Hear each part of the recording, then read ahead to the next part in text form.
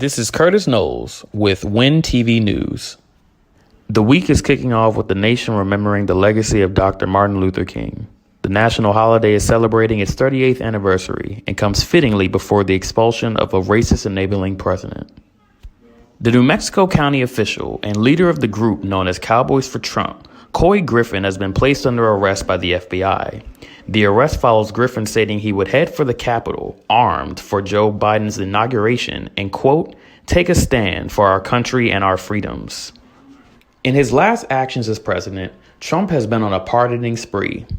He has pardoned a total of 143 people, some of which were hours before him retiring office. Trump has pardoned a wide variety of people, from colleagues to celebrities.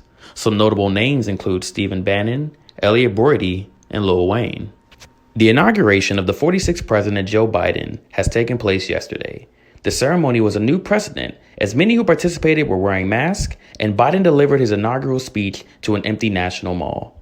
Attendance at the inauguration included Congress members, outgoing Vice President Mike Pence, and former Presidents Barack Obama, George W. Bush, and Bill Clinton.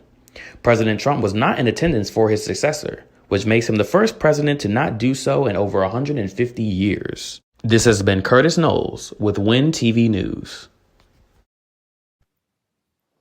Thank you, Curtis. It was boy, he really had some interesting tidbits in there, and we'll talk a lot more about that when we get with our reporters at the end of the show.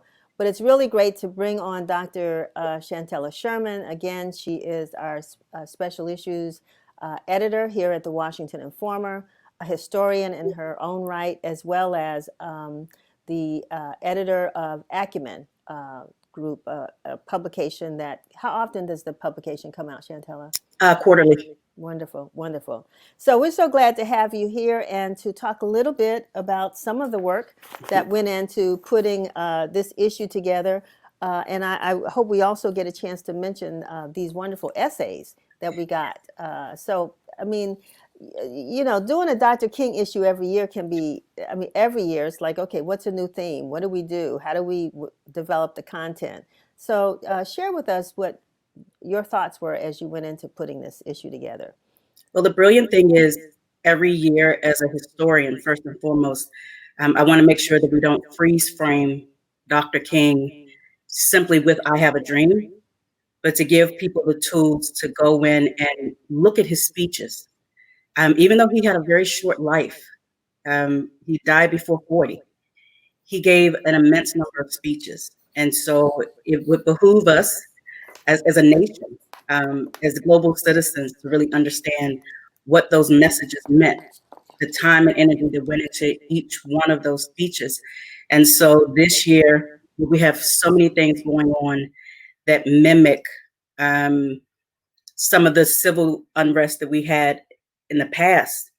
It was wonderful in a bad way to be able to connect things like Black Lives Matter, different protests over education, issues over immunization and access, with Dr. King and some of the messages that he had. Specifically this year, somebodyness and the idea of, you know, desegregating your mind so that you can get in and, in spite of what other people have to say about you, get in and fight for your citizenship, fight for due process, fight for the right things, and in an election year. So it was pretty amazing. Yeah, I want to talk a little bit about that because while there are some connections, a lot of connections between, you know, first of all, this issue is inserted in our regular paper.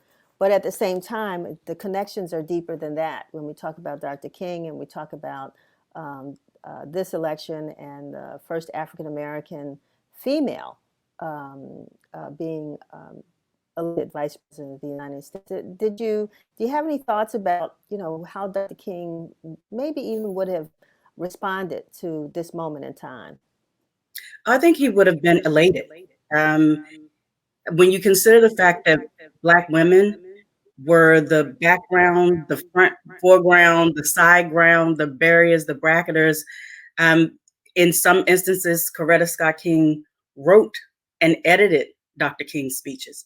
He had a whole cadre of women that were around him. So I think to be able to see the progression of women, not just as the bearers, the background, but to really come forward and be in the foreground, and then to actually get to, as far as I'm concerned, one of the ultimate seats of power within this nation and then globally. I think he would have been absolutely elated. Um, we had, as part of the MLK Holiday Parade Committee, we worked with the Marion Barry Youth Leadership Institute in putting on an essay contest. And the students there had to write about now is the time. And I'm not sure how many of those essays you were able to read. I know that we published them, but it was just good to be able to have young people elementary. I understand that we had 96 essays that were turned in. And this is again during a pandemic, during Christmas holidays and the holiday season.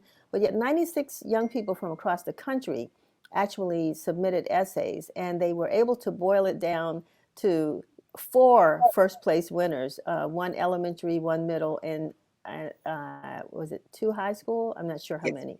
We Yeah. taught high school. Yeah. Right. I mean, did you have any reaction to some of the words that these young folks wrote about now is the time? I actually felt just overwhelmed by the grasp.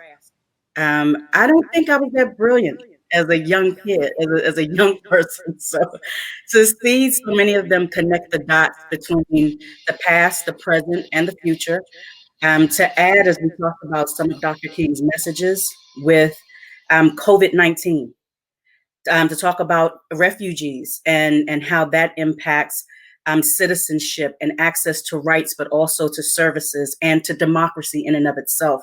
And then to the protests with Black Lives Matter. These students had a wealth of information, and many of them, I was happily surprised also, again, as a PhD, to see that they referenced their information. And I just thought, wow, if I could have them in a classroom, I'd be just, elated. I'd be happy. I'd be jumping up and down. But they really understood. And I feel comfortable and confident as we go forward. If this is what we have to look forward in our youth, I'm good. I feel like we're on the right track. Well, you might end up having them in the classroom one day. You never know. But you also like to do certain things in your supplements called "Did You Know?" or "You Should Know." That's really what you call it. You should know. I like that better than "Did you know?" And what were some of the things that you think folks should know? You talked about the somebodiness that Dr. King emphasized, and self-esteem, and what other ideas, but. What are your thoughts on that?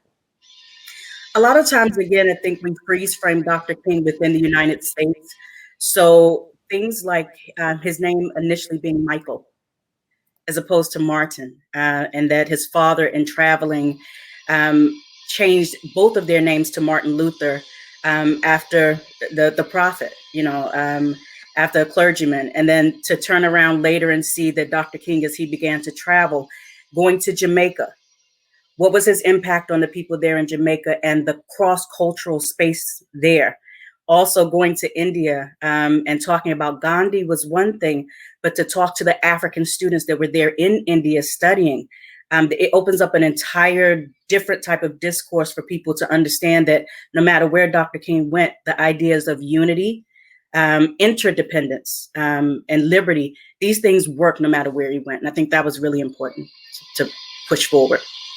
Well, it's interesting that I'm getting a little feedback here, but it's interesting that Sam Ford was able to, of WJLA News Channel 7, find some video of Dr. King even visiting the nation's capital in 1967, the year before he was assassinated, but talking about statehood and voting rights for the District of Columbia. I mean, I think that was really profound because he was so ahead of his time on so many issues. And that's one reason why we continue to do these annual supplements, and why we're so glad that you're here to really shine some light on the little known facts, even 30 years later or 40 years later, almost 50 years. What is it? 60, I can't do the math. But anyway, over 50 years since Dr. King left us. And there's so much more for us to learn about this man who was a real, not only a dreamer, but knew, had a vision for the future. So, Shantella, I want to thank you so much for being with us. Thank you. Thank you for having me always. All right. Okie doke. We'll see you when we start talking about health, All right. diabetes, sugar, sugary Kidneys. drinks, There it is. kidneys. Yes. All right. Thanks much.